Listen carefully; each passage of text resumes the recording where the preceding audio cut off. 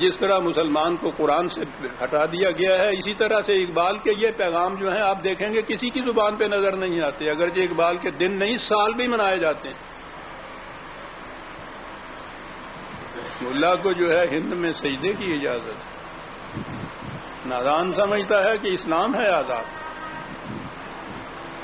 علامہ اقبال نے اپنے خطبہ الہ آباد میں، جو حقیقت میں منشور ہے پاکستان کا، کہا یہ تھا کہ ہم اس قسم کی آزادی چاہتے ہیں اور ایسی مملکت اور نظام قائم کرنا چاہتے ہیں جس سے، یہ ان کے خطبے کا اقتباس ہے، جس سے اسلام کو اس امر کا موقع ملے گا کہ وہ ان اثرات سے آزاد ہو کر جو عربی ملوکیت کی وجہ سے اب تک اس پر قائم ہیں، اس جمود کو توڑ ڈالے جو اس کی تہذیب و تمدن، شریعت اور تعلیم پر صدیوں سے طاری ہے۔ اس سے نہ صرف ان کی صحیح معنوں میں تجدید ہو سکے گی بلکہ وہ زمانہ حال کی روح سے بھی قریب تر ہو جائیں گے۔ عربی ملوکیت نے اسلام پر جو ٹھپا لگا رکھا ہے،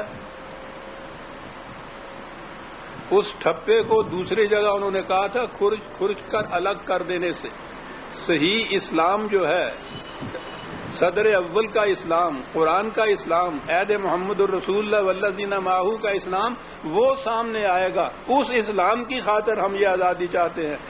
دوسرے مقام پہ انہوں نے یہ کہا تھا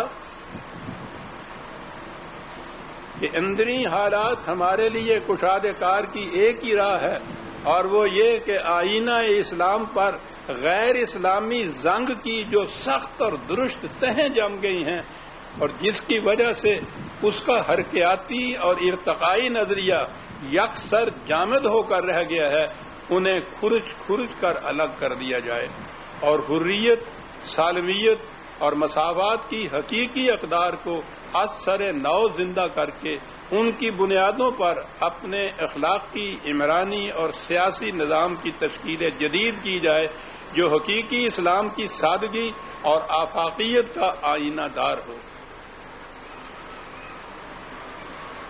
یہ تھا وہ اسلام جس کی خاطر وہ اس قسطہ زمین کو حاصل کرنا چاہتے تھے۔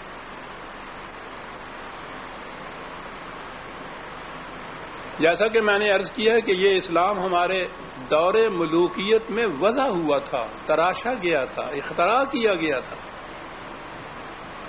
اس کی بنیاد وضعی روایات اور فقہ کے قوانین پر تھی جس کی اجارہ داری ہماری مذہبی پیشویت کے پاس تھی۔ اقبال کے کلام میں افرنگ کے ساتھ ملا کے خلاف جو کچھ کہا گیا ہے وہ کسی خاص ملا کے خلاف نہیں ہے، بلکہ وہ اس اجارہ داری کے خلاف ہے جو انہوں نے عہد ملوکیت میں وضع کردہ اسلام پر قائم کر رکھی تھی۔ وہ اس سے آزادی حاصل کرنا چاہتے تھے۔ آپ دیکھیں گے اقبال کے کلام میں بھی ملا سے آزادی حاصل کرنا، اور اس کے بعد میں ابھی عرض کروں گا قائد اعظم نے بھی بار بار یہی کہا۔ اس کے لیے تھیوکریسی کا ایک لفظ ہے انگریزی سیاست کے اندر، ملا کی حکومت، مذہبی پیشوائیت کی حکومت۔ اقبال نے یہ کہا، قوم سے خطاب کرتے ہوئے یہ انہوں نے لکھا تھا کہ تمہارے دین کی عظیم الشان بلند فطری ملاؤں اور فقیہوں کے فرسودہ آہام میں جکڑی ہوئی ہے اور آزادی چاہتی ہے۔ روحانی اعتبار سے ہم حالات و جذبات کے ایک قید خانے میں مقید ہیں جو صدیوں کی مدت میں ہم نے اپنے گرد خود تعمیر کر لیا ہے، اور ہم بوڑھوں کے لیے شرم کا مقام ہے کہ ہم نوجوانوں کو ان اقتصادی، سیاسی بلکہ مذہبی بحرانوں کا مقابلہ کرنے کے قابل نہ بنا سکے جو موجودہ زمانے میں آنے والے ہیں۔ ضرورت اس امر کی ہے کہ ساری قوم کی موجودہ ذہنیت کو یکسر تبدیل کر دیا جائے تاکہ وہ پھر نئی آرزوؤں، نئی تمناؤں اور نئے نصب العین کی امنگ کو محسوس کرنے لگ جائے۔ یہ تھی وہ جکڑ بندی، یہ تھی وہ زنجیریں، یہ تھے وہ قید خانے جن سے نجات حاصل کرنا چاہتے تھے۔ ملا کا تسلط عہد ملوکیت کے اسلام کی اجارہ داری. وقت زیادہ تو نہیں ہے، ورنہ میں عرض کرتا کہ قائد اعظم نے بھی علیہ الرحمہ کس طرح سے اقبال کے پیش کردہ انہی اصولوں کو باسرار و تکرار پیش کیا. انہوں نے سن 48 میں یہ بات کہہ دی تھی، نہیں سن 38 میں، بلکہ میرا خیال ہے علی گڑھ یونیورسٹی کے یونین سے خطاب کرتے ہوئے انہوں نے کہا تھا، ابتدائی تھی پاکستان کی موومنٹ کی، کہ مسلم لیگ نے کم از کم ایک کام تو کر دیا ہے، اور وہ یہ کہ اس نے تمہیں مسلمانوں کے رجت پسند عناصر کے جنگل سے چھڑا دیا ہے، اور اس خیال کو عام کر دیا ہے کہ جو لوگ خود غرضی کا مفاد پرستانہ کھیل کھیل رہے ہیں وہ قوم کے غدار ہیں. اس نے بلا شک و شبہ تمہیں اس ناخوش آئند عنصر کی جکڑ بندیوں سے آزاد کر دیا ہے جسے مولوی یا مولانا کہتے ہیں. قائد اعظم بات دو ٹوک کیا کرتے تھے، کھلے الفاظ میں یہ کہا کرتے تھے. انہوں نے کہہ دیا کہ ہم جس آزادی کے طلبگار ہیں وہ کیا ہے. میں نے عرض کیا کہ یہ ابتدا میں انہوں نے یہ کہا تھا. 1946 میں انہوں نے دلی میں مسلم لیجسلیٹرز کنونشن کے اجلاس سے خطاب کرتے ہوئے کہا تھا، اور پھر اسی کو گورنر جنرل کی حیثیت سے بھی دہرایا تھا کہ اسے اچھی طرح سمجھ لیجئے کہ ہم کس مقصد کے لیے لڑائی لڑ رہے ہیں. ہمارا نصب العین تھیوکریسی نہیں، ہم تھیوکریٹک اسٹیٹ نہیں بنانا چاہتے جس میں حکومت مذہبی پیشواؤں کے ہاتھ میں دے دی جاتی ہے کہ وہ بذام خیش خدائی مشن کو پورا کریں. بار بار اس کو دہراتے گئے وہ کہ تھیوکریسی مقصود نہیں ہے، تھیوکریٹک حکومت قائم نہیں ہم کرنا چاہتے. کس قسم کی حکومت کا قائم کرنا چاہتے ہیں؟ اقبال تو ایک ایک شعر میں بات کیا جاتا تھا کہ سروری زیبا فقط اس ذات بے ہمتا کو ہے، حکمراں ہے ایک وہی باقی بتانے قادر، بتانے آدری، پتھروں کے تراشے ہوئے خدا. اللہ قائد اعظم نے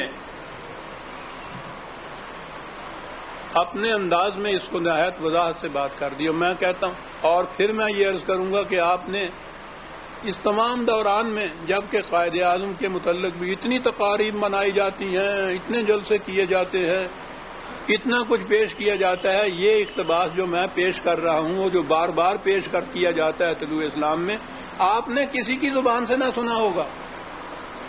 اس لیے کہ یہ چیزیں اگر ان کی پیش کری جائے تو نہ اشخاص کے اقتدار کا اقتدار باقی رہتا ہے، نہ مذہبی پیشوائیت باقی رہتی ہے، نہ سرمایہ داروں کی سرمایہ داری باقی رہتی ہے. وہ کیسے پیش کر سکتے ہیں ان چیزوں کو؟ سنیے کہ انہوں نے کیا کہا تھا. 1941 کی بات، حیدرآباد دکن میں تشریف لے گئے. وہاں کے مسلمان عثمانیہ یونیورسٹی کے طالب علموں نے ان سے انٹرویو لیا.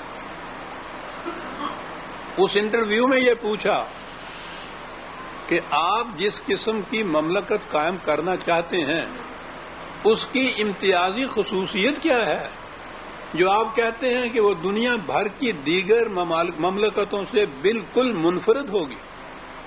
اس کے جواب میں آپ نے یہ فرمایا، اور میں سمجھتا ہوں کہ قائد اعظم کا یہ ارشاد ہمارے ایوانات حکومت کے ایک ایک دروازے پہ لکھا ہوا ہونا چاہیے.